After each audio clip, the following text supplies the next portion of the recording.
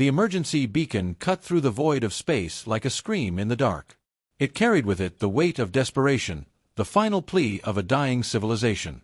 The signal bounced across relay stations, through asteroid fields, past dead worlds, searching for anyone who might listen. Most species in the galaxy ignored it. The Keltharian Empire had made too many enemies, trusted too few friends. Now, as their worlds burned, the universe seemed content to let them fade into nothing. High Commander Zethrak stood on the bridge of his flagship, watching another colony fall. The viewing screen showed fires spreading across the surface of Kelth 3, a world that had been home to 6 billion souls just 3 days ago. Now it was a graveyard. The Vract swarm consumed everything in its path, turning living beings into fuel for their endless hunger. They were not conquerors. They were devourers. "Commander, the defense grid at Kelth Prime is failing," his communications officer reported. Her voice trembled despite years of military training. "We have maybe 6 hours before they breach the inner colonies." Zethrak's three-fingered hand gripped the command rail. 6 hours. That was all that remained of an empire that had stood for 12,000 years. Around him, his crew worked frantically at their stations, knowing their efforts were merely delaying the inevitable. They had sent distress calls to 17 different species. Not one had responded. "Keep broadcasting on all frequencies," he ordered. "Even if no one comes, let the galaxy know we fought until the end." Light years away, on a small blue world in an unremarkable arm of the galaxy, Captain Daniel Harris sat in the communication center of Earth's primary defense station. He had been reviewing supply reports when the automated systems flagged an unusual signal. The translation software struggled with the alien language, but the tone was unmistakable. Someone was dying. "Sir, you need to see this," Lieutenant Kevin Brooks said, routing the message to Harris's console. "It's a Keltharian distress signal. Multiple repeats across every channel they have." Harris leaned forward, reading the translated text. The Keltharians were requesting aid from any available forces. They listed their coordinates, their tactical situation, and at the end, something that made Harris pause. They had included humanity in their list of contacted species, along with a brief note, "To our human friends, if any survive the Great Plague, know that you were remembered fondly in our final hours." "They think we're dead," Harris said quietly. Brooks nodded. "The plague hit us hard 40 years ago. We went dark for almost a decade. Most of the galaxy wrote us off." Harris had been a child during those dark years. He remembered the emergency bunkers, the quarantine zones, the mass graves that seemed to stretch forever. Humanity had lost 3 billion people before the cure was found. Entire cities had been abandoned. But humans were stubborn. They survived. They rebuilt. And they made sure nothing like that would ever happen again. "Get me Admiral Lisa Grant," Harris ordered. "Priority channel." The connection took only moments. Admiral Grant's face appeared on the screen, her expression sharp and focused. She had been one of the scientists who helped develop the cure all those years ago. Now she commanded Earth's entire defense fleet. "Captain Harris, I'm already looking at the same signal you are," she said without preamble. "The United Council is in emergency session right now." "What's the debate?" Harris asked, though he already knew the answer. "Distance and resources. The Keltharian home system is 3 weeks away at maximum slipspace velocity. By the time we arrive, they might already be gone. Some council members think it's a waste of our fleet." Harris felt anger rise in his chest. "Admiral, they reached out to us thinking we were extinct. They included us in their final message because they considered us friends. What does it say about humanity if we ignore that?" Grant's expression softened slightly. "I agree with you, Captain. President John Marshall is fighting for authorization right now. But you need to understand what we're talking about. The Vract swarm isn't some local threat. Intelligence suggests they've consumed 12 species in the last century. If we commit our fleet and lose, Earth is defenseless. And if we do nothing, what are we defending?" Harris shot back. "A planet full of people who turned their backs when someone needed help?" The line went quiet for a moment. Then Grant smiled, a fierce expression that reminded Harris why she had survived the plague years. "Stand by, Captain. I think the President is about to make history." 2 hours later, The authorization came through. Earth would answer the call. Every available warship, every trained crew, every resource that could be spared would be committed to the rescue mission. It was the largest mobilization in human history since the Plague Wars. Harris walked to the observation deck and looked down at Earth. Somewhere down there, President Marshall was explaining to billions of people why their sons and daughters were being sent to fight for aliens they had never met. The speech would talk about duty, about honor, about the kind of species humanity wanted to be. But Harris knew the real reason. Someone had called for help. And humans, despite everything they had suffered, still believed that call should be answered. The shipyards above Earth had never seen such activity. Every construction bay was active, every repair dock full. Ships that had been mothballed for years were being pulled from storage and refitted. Crews worked around the clock, welding plates, loading weapons, filling fuel tanks. The air hummed with welding torches and the rumble of massive engines being tested. Commander Patricia Moore stood in the command center, coordinating the chaos. Her screens showed 317 vessels in various states of readiness. Destroyers from the European Federation, carriers from the Asian Alliance, cruisers from the American Republic, even old patrol boats from the African Union that had been upgraded with modern weapons. Every nation on Earth had contributed something. "We need the UNS Vigilance ready in 48 hours, she said to her logistics officer. "That ship will be our flagship. Everything else is secondary." The Vigilance was humanity's pride, a heavy battlecruiser built in the years after the plague. It incorporated every lesson learned from humanity's darkest time. Redundant life support systems, medical bays that could handle thousands of casualties, weapons designed to fight at ranges no other species considered possible. It was a ship built by people who knew what it meant to nearly die. Captain Daniel Harris arrived at the shipyard 12 hours later. He had spent the time reviewing tactical data on the Vrath swarm, what little intelligence existed. The reports were grim. The Vrath fought with biological ships, creatures grown rather than built. They were fast, adaptable, and utterly ruthless. Standard energy weapons had limited effect on their organic armor. "Captain on deck," someone called as Harris entered the Vigilance's bridge. The crew snapped to attention, over 200 souls who would trust him with their lives. "At ease," Harris said, moving to the command chair. He recognized several faces. Lieutenant Kevin Brooks at Tactical, the same officer who had first flagged the Keltharian message. Commander Nicole Price at Engineering, a veteran of the plague years who had kept failing systems running when parts and power were scarce. These were good people. They deserved to know what they were getting into. "Listen up," Harris began, his voice carrying across the bridge. "In 48 hours, we're leaving Earth to fight a war that isn't ours. We're going to help people who think we're dead, against an enemy that has destroyed a dozen civilizations. The trip will take 3 weeks. We might arrive too late. The Vrath might kill us all. Some of you are probably wondering why we're doing this." He paused, looking at each face. 40 years ago, the plague nearly ended us. The galaxy watched us go dark and assumed we were finished.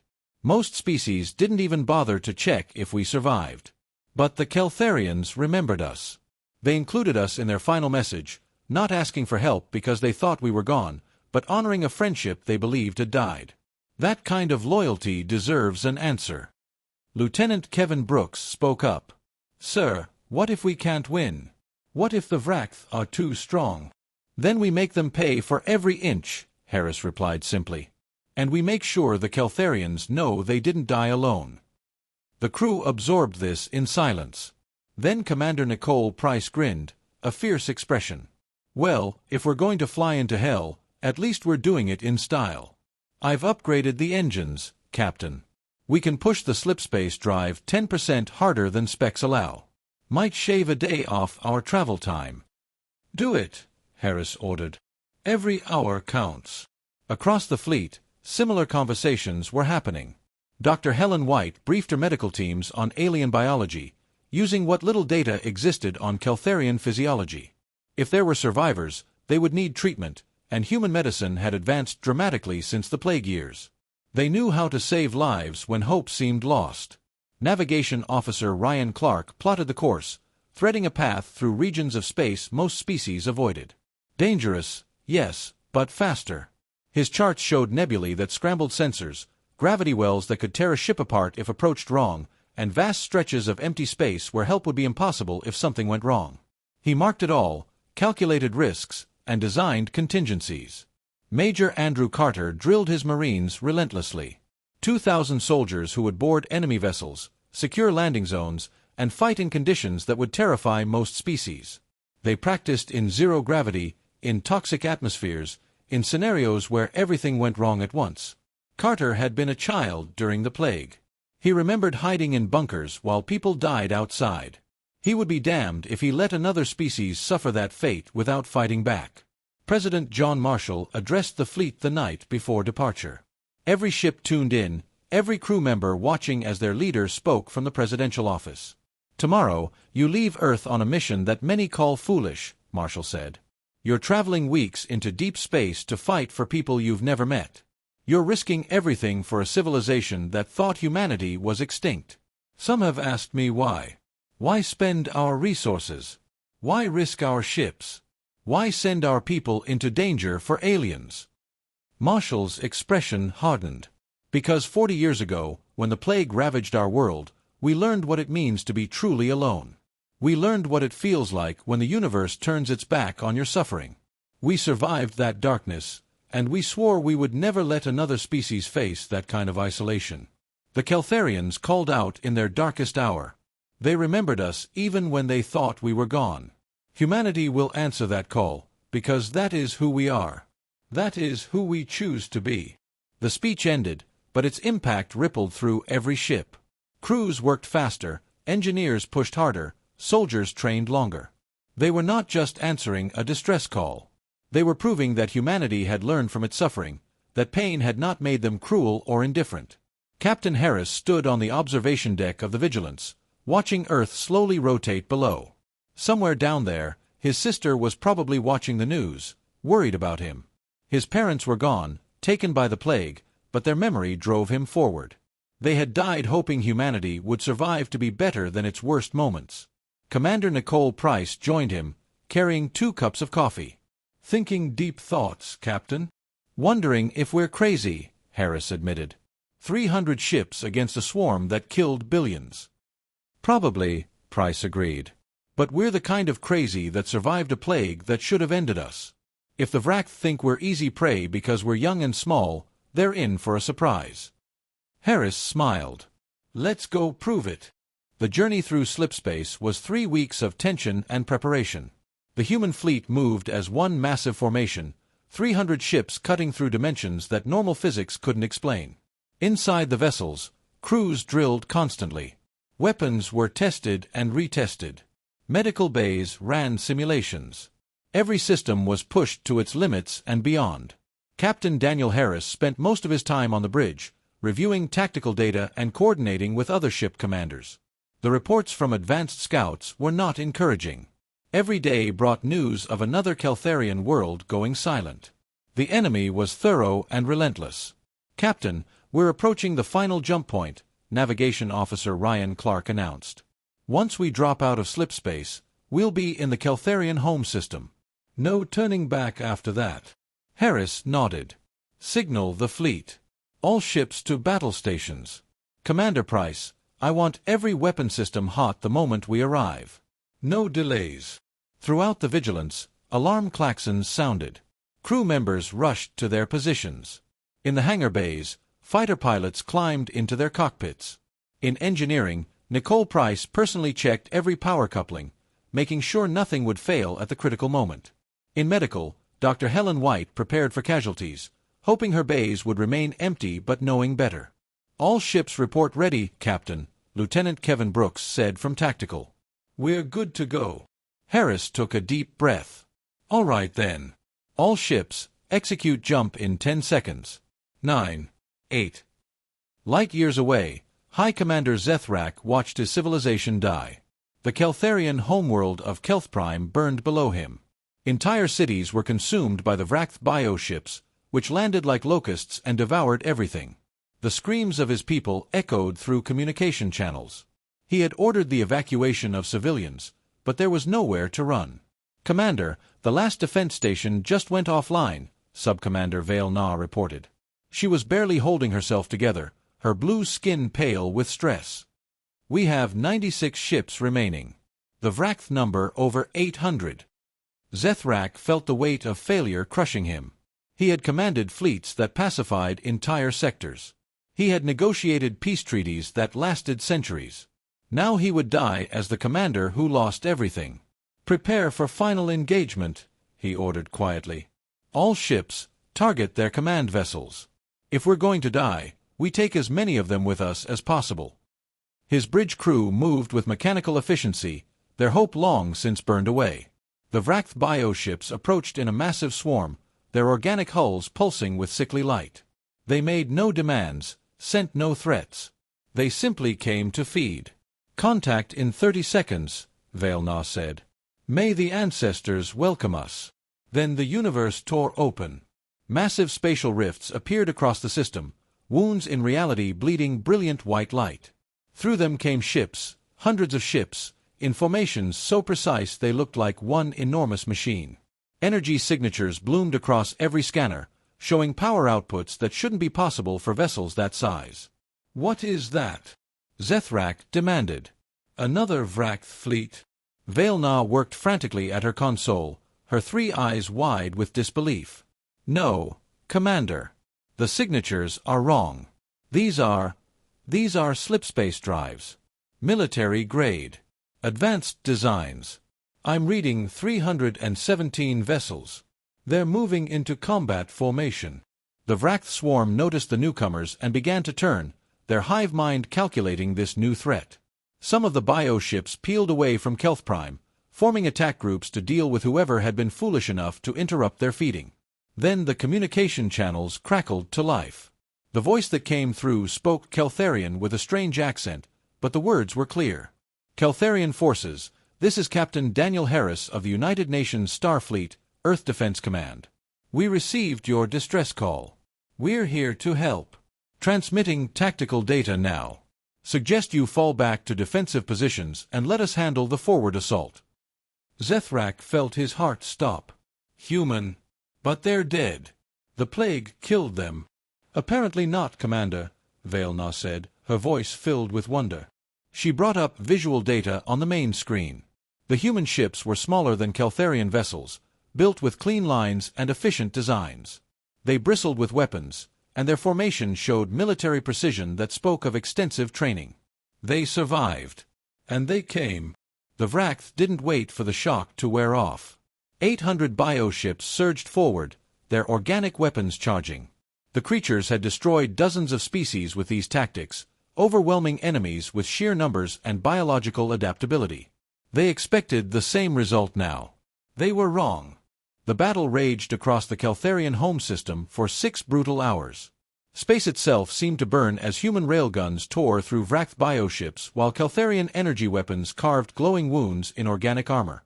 Debris filled the void, bodies of dead creatures drifting among shattered metal and crystallized atmosphere. Captain Daniel Harris gripped his command chair as the Vigilance shook from a Vrath acid projectile hitting their shields.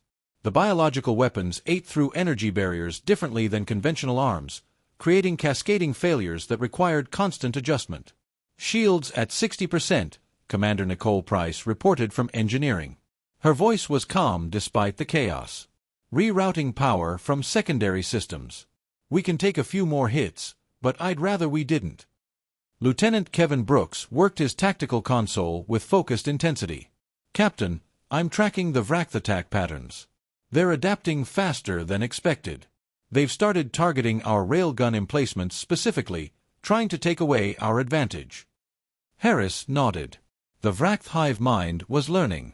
That was the problem with fighting a collective intelligence. Every tactic only worked once. Signal the fleet. Alternate firing patterns.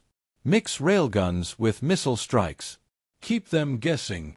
Across the battle space, human ships adjusted their tactics. Destroyers launched swarms of guided missiles while cruisers hammered with railguns. The Vrath swarm tried to adapt but found themselves overwhelmed by the variety of approaches. This was something humans excelled at, chaotic, unpredictable warfare that frustrated unified thinking. High Commander Zethrak watched from his flagship with growing amazement. The Keltharian military had been considered one of the finest in the galaxy, yet the humans fought with a creativity and aggression he had rarely seen. Their ships were smaller, their crews less experienced in void combat, but they possessed something the Keltharians had lost in recent decades: the desperate determination of people who knew what it meant to nearly die. "Commander, the humans are requesting we focus our fire on the larger Vrath vessels," Subcommander Vailna relayed. "They call them command bioships. Apparently, destroying those disrupts the hive mind coordination in surrounding vessels." "How do they know this?" Zethrak asked. Vailna checked her data. "They sent a boarding party onto a damaged Vrath ship an hour ago. Marines, they call them. Soldiers trained to fight inside enemy vessels. They recovered biological samples and intelligence data." Zethrak felt a chill. Boarding a Vrath bioship was considered suicide. The interior was toxic, filled with defensive organisms and shifting organic passages. Yet the humans had done it casually, treating it as standard military procedure. Major Andrew Carter led his Marines through the nightmarish corridors of the Vrath vessel. The walls pulsed like living tissue, because they were living tissue. Acid dripped from ceiling pores. Defense organisms, things like armored insects the size of dogs, attacked from shadowed alcoves. "Keep moving," Carter ordered, firing his plasma rifle into a cluster of defenders. The creatures screamed and burned. "We need to reach the central ganglion. That's where the ship stores memory engrams." His team fought through chambers filled with half-digested remains of previous victims. Carter tried not to look too closely. He had seen horrors during the plague years, bodies stacked in streets, but this was different. This was deliberate cruelty, consumption for its own sake. They found the central ganglion, a massive organ that pulsed with bioluminescent light. Technician Julie Morgan deployed scanning equipment while the others secured the perimeter. "Got it, Major. This thing is like a biological computer. It coordinates with other ships, shares tactical data, distributes commands from the Hive Queen." "Can we use this against them?" Carter asked. Morgan smiled grimly. "Sir, I'm a tech specialist who survived the Boston quarantine by hacking medical systems to keep life support running. Yeah, I can use this." Her fingers flew over her portable console, interfacing human technology with alien biology in ways that should have been impossible. "The Hive Queen is 3 systems away, but she coordinates everything. If we can identify her ship and take it out, the whole swarm loses cohesion." Back on the Vigilance, Harris received the data Morgan uploaded. He immediately forwarded it to Admiral Lisa Grant on Earth and every ship in the fleet. "Brooks, can you identify this Hive Queen ship from the tactical data?"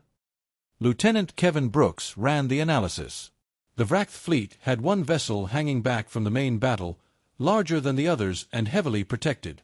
It matched the energy signature Morgan's scans indicated. "Found it, Captain. 20,000 kilometers spinward, surrounded by at least 50 escort bioships." "That's our target," Harris said. "Signal Commander Moore's tactical division.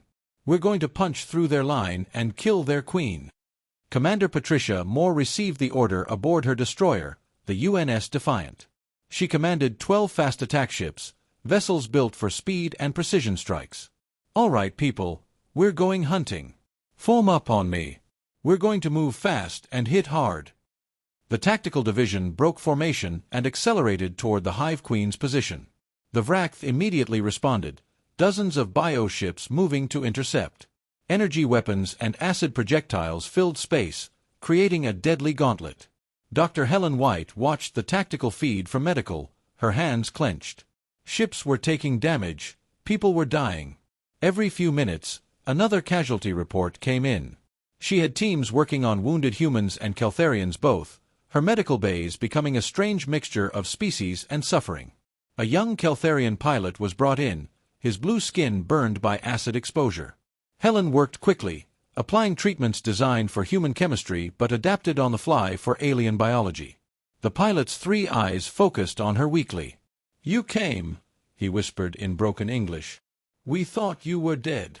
"We're hard to kill," Helen replied, injecting stabilizers. "And we don't forget friends. Now stop talking and let me work." The tactical division reached the Hive Queen's escorts and the real fighting began. More ships danced through defensive fire, their point defense systems shooting down projectiles with computer-guided precision. These systems had been developed during the plague years when every resource mattered, when a single ship had to protect entire evacuation convoys. They were devastatingly effective. All ships, concentrate fire on the escorts, Moore ordered. Clear a path to that queen. Railguns spoke in synchronized fury. Bioships exploded in sequence, their organic armor no match for sustained kinetic bombardment. The Hive Queen realized the danger and tried to flee, but human ships were faster. Slipspace drives that had been pushed beyond safety limits during the journey here now gave them the speed to catch their prey. Harris watched the tactical display. They're running. Don't let them escape. All ships, converge on the Queen. Brooks, prepare antimatter torpedoes. Sir, using antimatter at this range risks our own ships, Brooks warned. I know. Fire anyway. Everyone knew the risks when we volunteered. The torpedoes launched, small missiles containing humanity's most destructive weapon, matter and antimatter held in magnetic suspension. They streaked toward the Hive Queen's ship, dodging defensive fire through random evasion patterns no biological mind could predict. 3 torpedoes hit. The explosions were silent in vacuum but devastating in effect. The Hive Queen's bioship simply ceased to exist, converted to pure energy in an instant. The blast wave took out another 20 Vract vessels nearby. Across the battlefield, something changed. The Vract swarm suddenly lost coordination. Bioships that had been working in perfect unity now moved independently, their hive-mind connection severed. They became confused, attacking each other in some cases, fleeing in others. Zethrak saw it immediately. All ships, press the attack. They're broken. Drive them from our system. The combined human and Keltharian fleet surged forward. The Vract, leaderless and disorganized, could not mount an effective defense. Within an hour, the remaining bioships were fleeing into deep space, abandoning the system they had come to consume. Captain Harris slumped in his command chair, exhausted. Cease fire. Let them run. Brooks, damage report. 17 ships with critical damage, 43 with moderate damage. Casualty reports still coming in, but preliminary estimates show we lost about 800 personnel. The Keltharians lost another 30 ships. 800 people. Harris felt the weight of each death. They had come to save aliens and paid in human blood. But when he looked at the Keltharian homeworld, still burning but no longer under attack, he knew it had been worth it. The aftermath of battle was always harder than the fighting itself. Captain Daniel Harris walked through the medical bay of the Vigilance, seeing the cost of their victory written in bandages and pain. Human and Keltharian wounded lay side by side, doctors moving between them with practiced efficiency. Dr. Helen White looked up from a surgery, her hands covered in blue Keltharian blood. Captain, we're stable here. Most injuries are treatable. You should get some rest. Harris shook his head. I need to see them. They deserve that much. He stopped beside a young crewman, barely 20 years old, who had lost an arm to Vract acid. The man smiled weakly. Did we win, sir? We won, Harris confirmed. The Keltharians are safe. You helped save an entire civilization. Worth it then, the crewman said before exhaustion claimed him. On the bridge, Lieutenant Kevin Brooks coordinated the cleanup operations. Debris fields needed to be cleared. Damaged ships needed repair. The Keltharian orbital defenses, what remained of them, needed to be assessed and rebuilt. It was slow work, but humanity had learned patience during the plague years. Navigation Officer Ryan Clark approached Harris with a datapad. Captain, we're receiving a communication request from High Commander Zethrak. He wants to meet with you personally, aboard his flagship. Harris straightened his uniform. Tell him I'll be there within the hour. The shuttle trip to the Keltharian flagship was brief. Harris brought Commander Nicole Price and Major Andrew Carter with him. If this was a trap, he wanted his best people. But deep down, he didn't think it was. The Keltharians had fought beside them too hard for betrayal. The Keltharian ship was beautiful in its own way, all flowing curves and crystalline structures. So different from human designs, which favored sharp angles and efficient use of space. A delegation met them at the airlock, led by Sub-Commander Vale Na. Captain Harris, she said, her 3 eyes studying him carefully. "The High Commander awaits you in the observation hall. Please, follow me." They walked through corridors filled with Keltharian crew members who stopped and stared. Harris heard whispers in their language, words he couldn't understand, but the tone was clear: wonder, gratitude, disbelief. High Commander Zethrak stood before a massive viewport showing the damaged homeworld below. He turned as they entered, and Harris saw tears on his blue face. In Keltharian culture, Harris knew from his briefings, public crying was reserved for moments of profound significance. "Captain Harris," Zethrak said, his voice thick with emotion, "we thought you were dead. When we sent the distress call, including humanity was a gesture of remembrance, nothing more. We never expected anyone to answer, least of all a species we believed extinct." Harris stepped forward. "High Commander, humanity nearly died 40 years ago. The plague took 3 billion of us. For a time, we thought it was over, that we were finished as a species. But you survived," Zethrak said. "We survived because we were stubborn and because we had help from a few species who took the risk to provide medical supplies even when we were quarantined," Harris explained. "The Keltharians were one of those species. Your government sent vaccine research and medical equipment when most of the galaxy had written us off. Did you think we would forget that?" Zethrak looked stunned. "That was 40 years ago. A minor humanitarian gesture from our medical corps. I didn't even know about it until I researched your species for the distress call." "Minor to you, maybe," Price interjected. "But those supplies helped our scientists develop the cure faster. Thousands of humans are alive today because of Keltharian generosity. We don't forget our debts." Carter added, "When you called thinking we were gone, you honored a friendship you thought had died. That says everything about your people. We couldn't let that go unanswered." Zethrak turned back to the viewport, looking at his wounded world. "We lost so much. Billions dead. Entire colonies consumed. Our military shattered. It will take decades to rebuild, if we even can." "You won't be rebuilding alone," Harris said firmly. "We're not leaving until your defenses are restored and your people are safe. Admiral Lisa Grant is already organizing supply convoys from Earth. Food, medical supplies, construction materials, whatever you need." "Why?" Zethrak asked, genuine confusion in his voice. "You've already done more than anyone could ask. You came when you thought we were doomed. You fought and died for people who aren't your own. Why continue to help?" Harris smiled. "Because that's what friends do. And because humanity learned something during our darkest days. We learned that the universe can be cold and cruel, that most species will turn away from suffering that doesn't benefit them. We decided we would be different. We would be the kind of people who answer when someone calls for help." Over the next 3 weeks, the human fleet proved those words true. Engineering teams from Earth worked alongside Keltharian technicians to repair orbital stations. Medical ships set up field hospitals on the surface, treating wounded civilians. Transport vessels delivered food to populations whose agricultural infrastructure had been destroyed. Dr. Helen White found herself running a hospital that served both species. The biological differences were challenging, but humanity's experience with plague medicine had taught them to adapt quickly. She trained Keltharian doctors in human techniques, while learning their methods in return. Major Carter's Marines helped clear Vrath organic matter from occupied territories. The dead bioships were toxic, leaking chemicals that poisoned soil and water.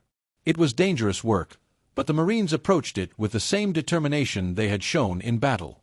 Commander Moore coordinated the restoration of the defense grid.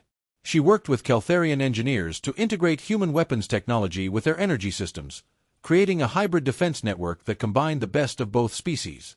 President John Marshall addressed both civilizations from Earth 3 weeks after the battle. The transmission was broadcast across both the human and Keltharian networks. "Today marks not just the end of a crisis, but the beginning of something new," Marshall said, his image appearing on millions of screens. "The Terran-Keltharian coalition is officially formed. 2 species, bound by friendship tested in fire, standing together against the darkness." Zethrak appeared beside him in the transmission, speaking to his own people. "For 12,000 years, the Keltharian Empire stood alone, proud in our isolation. That pride nearly cost us everything. Humanity has shown us that true strength comes not from standing alone, but from standing together. We accept this alliance with gratitude and honor." On the Vigilance, Harris watched the ceremony with his senior staff. They had been offered medals, commendations, parades when they returned to Earth. Harris had accepted them on behalf of his crew, but personally, he found such things uncomfortable. They had simply done what needed doing. "Think it'll last?" Price asked, nodding toward the screen where human and Keltharian dignitaries were signing formal treaties. "This alliance, I mean." "It'll last," Harris said with certainty. "It was forged in the kind of circumstances that show people who they really are. The Keltharians reached out when they thought we were dead. We answered when they thought they were doomed. That's not something either species will forget." Brooks added, "Intel is already reporting that other species are taking notice. Apparently, the galaxy is reassessing humanity. We're not just plague survivors anymore. We're the species that flew into hell to save our friends." Cotter grinned. "Good. Let them know. Next time someone needs help, maybe they'll think of us first." The fleet remained in the Keltharian system for another month, ensuring stability before beginning the journey home. When they finally departed, it was with promises to return, with trade agreements and cultural exchange programs, with the foundation of something that would grow into one of the galaxy's strongest alliances.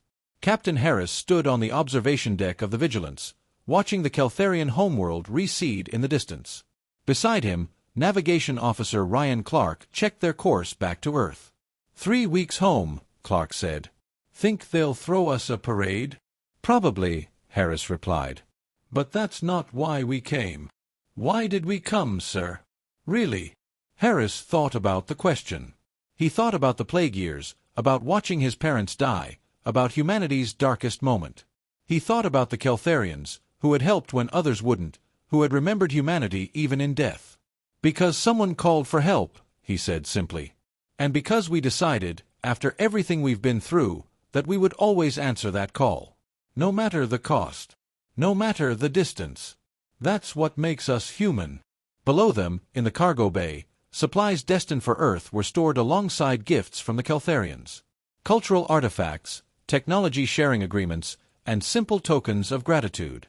Two species, separated by light years and biology, now bound by something stronger than either, the knowledge that in the darkest times, neither would stand alone. The Vigilance's engines hummed as the ship prepared for slipspace.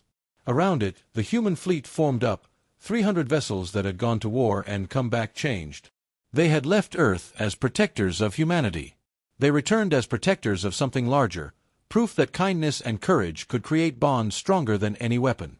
As the fleet jumped to slipspace, racing home toward the small blue world that had sent them, Harris smiled. They had answered the call. They had saved a civilization. And in doing so, they had shown the galaxy what humanity truly was, a species that remembered its friends, honored its debts, and never abandoned those who needed help. The universe would remember this day, when humans proved they were more than survivors. They were the kind of people who, when they heard a cry for help from across the stars, sent a fleet.